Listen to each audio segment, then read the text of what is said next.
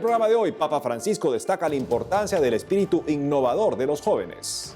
Además, tendremos una entrevista con el nuevo secretario de la Pontificia Comisión para América Latina. Por otro lado, arzobispo de Lima en Perú propone reemplazar sacerdotes por laicos como párrocos. Bienvenidos amigos a EWTN Noticias, cerrando la semana de su programa Con Enfoque Católico. Soy Eddie Rodríguez Morel. Iniciamos las noticias contándoles que el Papa Francisco destacó la importancia del espíritu innovador de los jóvenes. En el marco del Día Internacional de la Juventud, el Papa Francisco destacó el importante papel de los jóvenes del mundo para ayudar concretamente a los más necesitados. Así lo indicó el Santo Padre a través de un mensaje publicado en su cuenta oficial de Twitter. En ese contexto, el Sumo Pontífice señaló que los jóvenes tienen un espíritu innovador con el cual es posible realizar el sueño en el que las personas más necesitadas reciban con abundancia el pan, el agua, las medicinas y el trabajo. Es preciso mencionar que el Día Internacional de la Juventud es una iniciativa de las Naciones Unidas y el tema de esta edición del año 2021 fue transformar los sistemas alimentarios, innovación juvenil para la salud de los seres humanos y del planeta, el cual buscó poner en relieve que el éxito de ese esfuerzo mundial no se logrará sin la participación significativa de los jóvenes. Cabe recordar que durante la Jornada Mundial de la Juventud de Panamá de 2019, el Papa Francisco explicó que el mundo será mejor cuando sean mucho más las personas que estén dispuestas y se animen a gestar el mañana, creyendo en la fuerza transformadora del amor de Dios.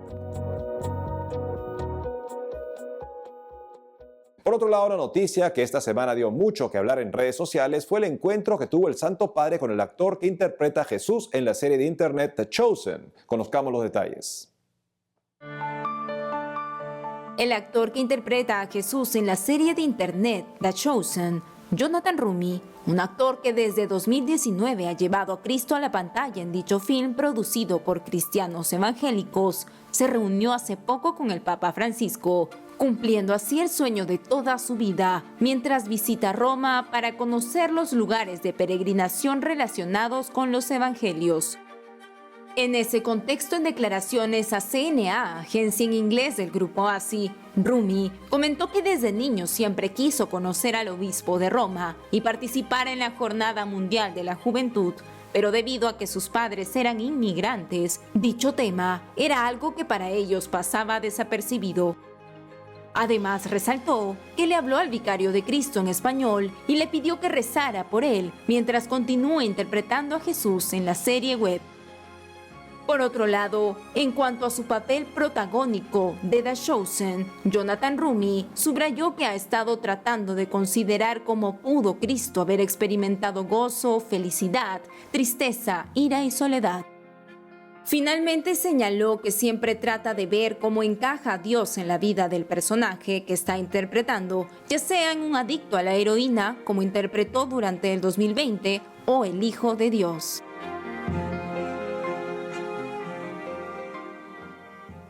Por otro lado, hace poco el Papa Francisco formalizó 2 nuevos nombramientos en la Pontificia Comisión para América Latina. Uno de ellos fue el del doctor Rodrigo Guerra López como secretario de la Pontificia Comisión para América Latina.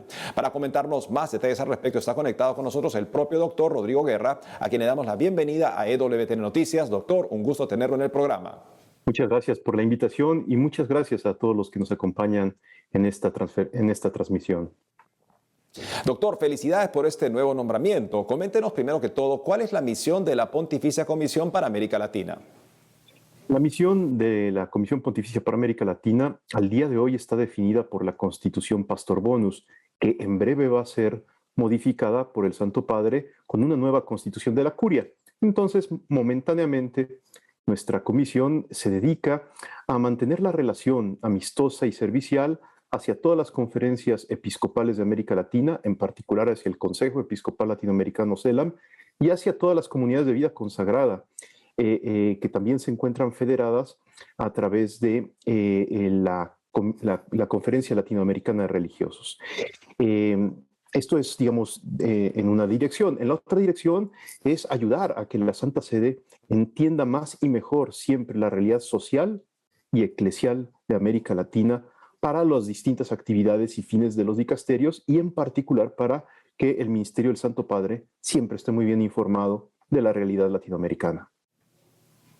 En ese sentido, ¿cómo recibe ahora este nuevo cargo como secretario de la Pontificia Comisión para América Latina y qué significa para usted? Sí, primero que nada es un honor inmerecido, totalmente inmerecido.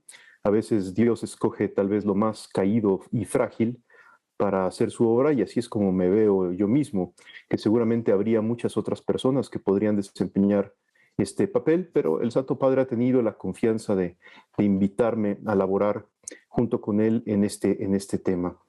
Creo que el principal desafío que tengo por delante es que en momentos en que existe un gran desconcierto respecto de la enseñanza del Santo Padre, ayudar a atender y a entender este magisterio, esta palabra y estos procesos de renovación eclesial profunda a todos con gran caridad, pero con gran claridad.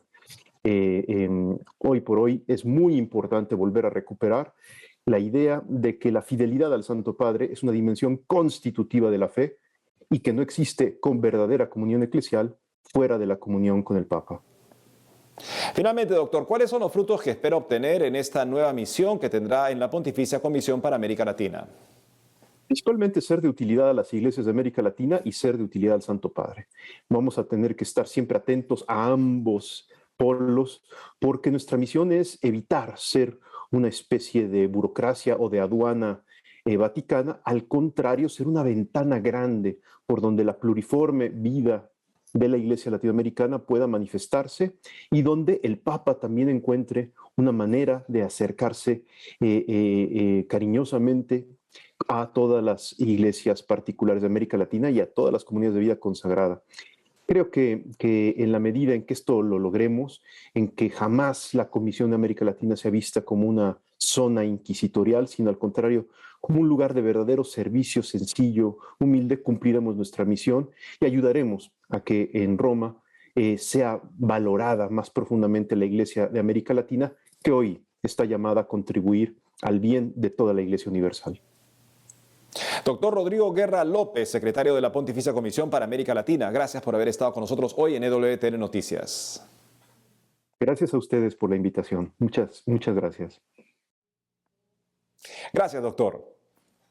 En otros ámbitos, el arzobispo de Lima, en Perú, propuso reemplazar los sacerdotes por laicos como párrocos. Veamos. Hace poco, el arzobispo de Lima, en Perú, Monseñor Carlos Castillo Matasoglio, manifestó que está pidiendo permiso al Vaticano para varias cosas que no están permitidas, entre ellas, que familias o parejas o grupos de esposos o de personas mayores laicas asuman parroquias. Al respecto, el prelado peruano expresó que para él hay una filosofía de la vida cotidiana sencilla del pueblo que se tiene que retomar y añadió que piensa que se va a tener que trabajar mucho en brindar una iglesia más cercana para igualar más. En esa línea señaló que propone que los laicos hagan de párrocos o de jefes de las iglesias y levanten las comunidades como lo hacen cuando se van a Europa. Por otro lado, el arzobispo de Lima indicó que el Papa quiere que a nivel latinoamericano y también mundial, la Iglesia consulte cómo debe ser el futuro y se organice conforme al acuerdo que tienen las autoridades junto con el pueblo mismo y así avanzar. Es preciso destacar que, como reconoce el propio Monseñor Carlos Castillo, las leyes de la Iglesia Católica que están contenidas en el Código de Derecho Canónico se oponen radicalmente a sus propuestas. En ese sentido, las normas de las parroquias, de los párrocos y de los vicarios parroquiales, que están comprendidas entre los cánones 515 y 552, comienzan indicando que la parroquia es una determinada comunidad de fieles constituida de modo estable en la iglesia particular, cuya cura pastoral, bajo la autoridad del obispo diocesano, se encomienda a un párroco como su pastor propio. Además, establecen que para que alguien pueda ser designado párroco válidamente, debe haber recibido el orden sagrado del presbiterado, de manera que solo de forma excepcional, por escasez de sacerdotes, se permite que el obispo encomiende la cura pastoral de la parroquia a un diácono o a otra persona que no tiene el carácter sacerdotal. Ahora nos vamos hasta Colombia con nuestra corresponsal Lida Lozada, quien nos informará sobre la diócesis de Managué, que ha llamado la atención de distintas instancias gubernamentales para que atiendan la emergencia humanitaria que viven las comunidades de esta región del país. Te escuchamos, Lida.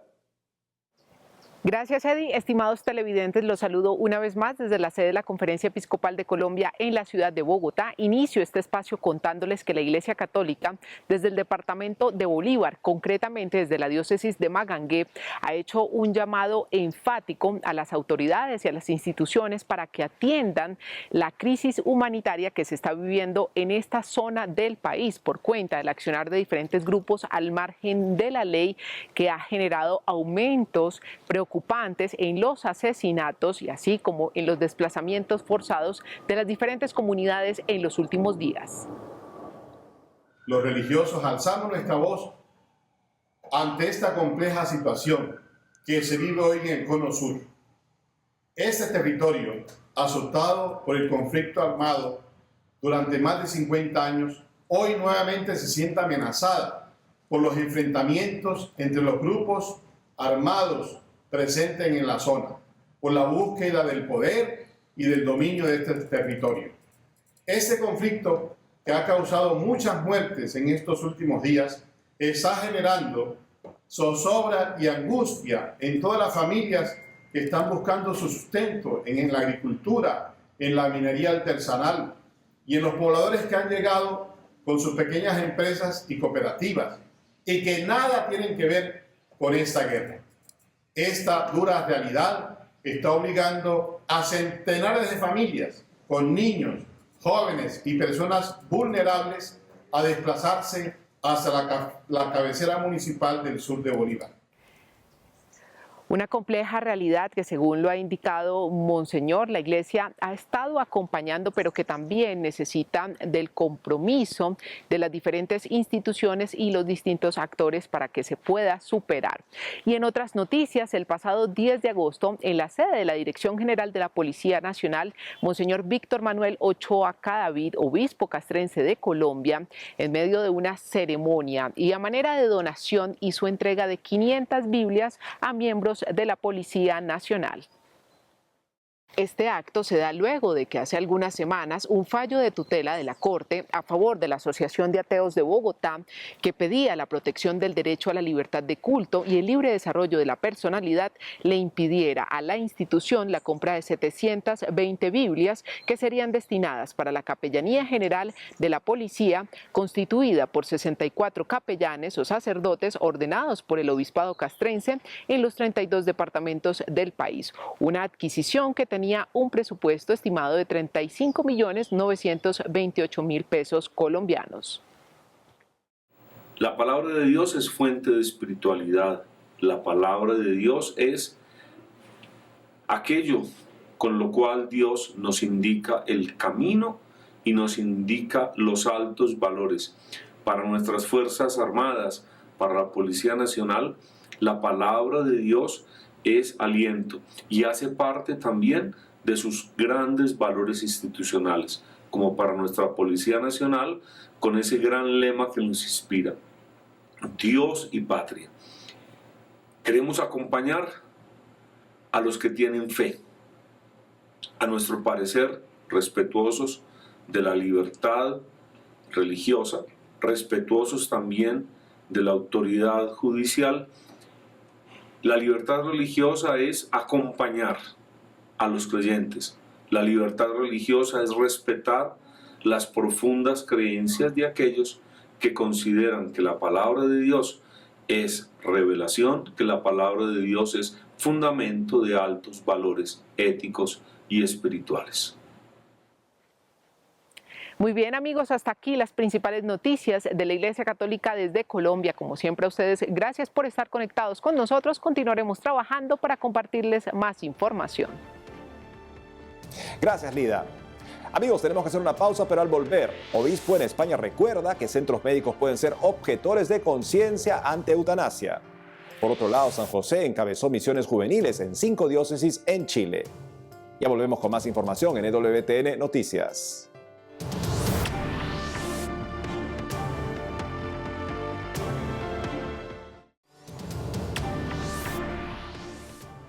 Bienvenidos nuevamente al programa. Y les informamos que frente a la presión por parte del gobierno español para que los hospitales con ideario religioso practiquen la eutanasia, el obispo de San Sebastián recordó que los centros médicos pueden ser objetores de conciencia. Veamos. Frente a la presión por parte del gobierno socialista de España para que los hospitales con ideario religioso practiquen de manera obligatoria la eutanasia, el obispo de San Sebastián, Monseñor José Ignacio Munilla, recordó que los centros médicos pueden ser objetores de conciencia. Como se recuerda, el Comité de Bioética en el país publicó un documento en el que avala que los hospitales de entidades, órdenes religiosas u otras que presten servicios sanitarios en el marco del final de la vida y cuya actividad responda claramente a un ideario basado en la libertad ideológica o religiosa incompatible con la práctica de la eutanasia, puedan ejercer de manera colectiva la objeción de conciencia, algo que discrepa con la tensión del gobierno español, que afirma que la negativa a aplicar la ley por motivos de conciencia es un derecho individual y nunca corporativo, por lo que un centro no puede obligar a sus trabajadores a ser objetores. Ante esta situación, Monseñor Munilla destacó que no se trata de que una institución obligue a sus colaboradores a refutar contra la eutanasia, sino que ésta los contrata para que puedan realizar un servicio público desde los principios establecidos por la organización. Cabe destacar que la ley de la eutanasia en España entró en vigor el pasado 25 de junio y deja en manos de terceras personas, incluso del médico, la decisión de aplicar esta práctica en caso de que el paciente esté incapacitado para hacerlo. Y en otras informaciones, el santo patrono de la Iglesia Universal, San José, encabezó las misiones juveniles de 5 diócesis en Chile. Conozcamos los detalles.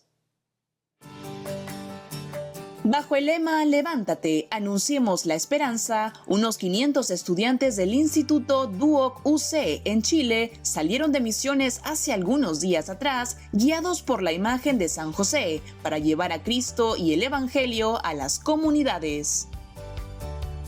Al respecto de estas iniciativas, que tienen al Padre adoptivo de Jesús como guía y patrono institucional, han sido organizadas por la pastoral del Duoc UC con las medidas sanitarias correspondientes para evitar la propagación del coronavirus. Asimismo, de acuerdo a Ciprensa, las actividades presenciales y online se desarrollaron en parroquias y localidades de Santiago, San Bernardo, Valparaíso, Concepción y Puerto Montt. En esta línea, en cuanto al programa en forma presencial, los misioneros alentaron la oración y realizaron catequesis en torno a la imagen de San José. También visitaron familias y se dedicaron además a contribuir con la remodelación de parroquias, oratorios y jardines deteriorados o abandonados de las comunidades. Por otro lado, virtualmente se desarrolló la oración del Rosario Misionero desde la parroquia San José Patriarca de la Esperanza, la charla Familia Misionera y el podcast Misionero. Cabe mencionar que durante la misa de envío de los jóvenes que salieron en misión, realizada en el Santuario Nacional de Maipú, el capellán general del Duoc UC alentó a los jóvenes a misionar, ya que Chile, los cristianos y católicos, necesitan del anuncio de la esperanza en Cristo. Ahora nos vamos hasta Denver con nuestro director de noticias Alejandro Bermúdez, que nos hará una breve reflexión respecto a la medallista olímpica católica Simone Biles, quien se declaró recientemente a favor del aborto y criticó el sistema de orfanatos de Estados Unidos. Adelante, Alejandro, te escuchamos. Amigos de EWTN Noticias, es un gusto estar de nuevo con ustedes desde los estudios de Denver, en Colorado. Como deben haber visto ustedes y han visto nuestra cobertura al respecto, esa gran atleta histórica, Simone Biles, a pesar de que es joven, es una de las atletas que ha acumulado la mayor cantidad de medallas en la historia. Y era, además de su increíble habilidad física, que siempre nos habla de Dios, ¿no? De las cosas que seres humanos como nosotros pueden realizar y que son inimaginables para para nosotros, ¿no? Imagínense más para mí, ¿no? Pero también era un motivo de alegría el hecho de que ella fuera una católica que daba testimonio de su propia fe, ¿no? Y hemos sabido que ella recientemente publicó un post, básicamente, no, más que noticia, en una de sus redes sociales, diciendo que ella era súper pro-choice, ¿no? O sea, súper a favor del aborto, a favor, digamos, de la libertad de elegir. Y entre una de las razones que daba es que el sistema de adopción en Estados Unidos es un sistema muy malo y que en consecuencia la adopción como alternativa al aborto no era muy buena. Eso es lo que estaba implicando. Y obviamente es chocante que venga de Simone Biles, porque Simone Biles es adoptada. Ella estuvo en ese sistema y eso es lo que ella dice. Yo conozco el sistema por dentro, ¿no? Al día siguiente, obviamente, ante la decepción de todos los pro vida y de los católicos, ella aclaró: yo nunca he dicho que no hay que apoyar el sistema de adopción, yo siempre he apoyado el sistema de adopción, lo que digo es que cada persona tiene que elegir, etc. Y Biles está a punto de comenzar un tour en 30 ciudades de Estados Unidos, ¿no? O sea, prácticamente por todo Estados Unidos. Y este tour es, digamos, una forma muy rentable, digamos, de ganarse la vida, especialmente porque, como sabemos, ella está considerando ya dejar la carrera competitiva. Y estos tours, ver, digamos, lo espectacularmente hábil que es, son tours que no son baratos, ¿no? Tienen una cantidad importante de auspiciadores, de empresas auspiciadoras, y además los tickets en un lugar mediano aquí en Denver, por ejemplo, donde va a venir, es una de las 30 ciudades, ella está cobrando $150 en un centro que tiene cabida para muchísima más gente. Y estamos hablando de los asientos normales, a la mitad del coliseo, no estamos hablando de los que están al frente, ¿no? Y simplemente es verla entrenar, etc. ¿Ustedes creen que una sola empresa de las que auspician han hecho algún comentario o han dicho: mira, no vamos a apoyar a Simone Biles? ¿Qué cosa creen ustedes que pasaría? Y acá no estoy haciendo un ejercicio solamente hipotético, porque todos sabemos lo que ha pasado con atletas o figuras públicas que se han declarado pro vida, ¿no? ¿Qué pasaría si ella hubiera dicho: yo creo que los bebés no deberían ser asesinados en el vientre materno? Inmediatamente Planned Parenthood hubiera comenzado una campaña, Planned Parenthood, que por si acaso felicitó a Simone Biles, ¿no? Por ser tan íntegra, ¿no? Por estar a favor del aborto.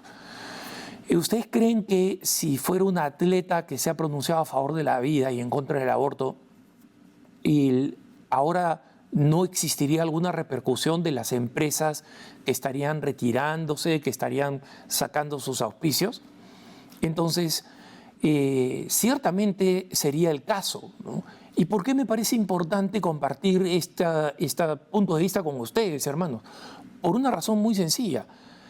Lo que nosotros vemos pasar es la expresión no solamente de corporaciones que les interesa el dinero. Es verdad que les interesa el dinero, pero son corporaciones que están guiadas por personajes de una generación que está completa y dogmáticamente convencidos de que los antivalores que nosotros reconocemos en nuestra sociedad son en realidad los valores, y que quienes apoyan lo contrario, la familia tradicional, el derecho de los padres a educar a sus hijos, la libertad religiosa, el derecho a la vida, el derecho a la libertad de conciencia, son malos actores que tienen que ser castigados, ¿no? Y en consecuencia vemos cómo alguien que entra dentro de esa cultura, como Simone Biles, es premiada y aplaudida, y cualquiera que dice lo contrario es inmediatamente castigado. Esto lo digo porque es verdad que las empresas fundamentalmente se mueven por el dinero, y por eso he dicho en otras ocasiones, y continúo diciendo, nosotros los católicos tenemos que comenzar a votar con nuestro bolsillo. No, comenzar a asegurarnos de que las empresas en nuestros países no siguen dogmáticamente la política de sus líderes multimillonarios, que al final reciben un sueldo y si venden un poco menos de jabón o venden un poco más, no va a cambiar en ellos, ¿no? Lo que les interesa es seguir también y utilizar su poder económico para defender una línea política. Y esto es, una vez más, porque los católicos tenemos que ser conscientes que nuestro catolicismo va a ser un catolicismo orgánico, integral, para toda nuestra vida, o probablemente no será. Como siempre, los dejo en compañía de la mejor información, EWTN Noticias. Gracias, Alejandro. Y es todo por hoy, amigos. Gracias por haber estado con nosotros. No dejen de seguirnos en las redes sociales y también de lunes a viernes a las 12 del mediodía, hora de Miami, por Radio Católica Mundial en su programa Más que Noticias con un servidor. Hasta entonces.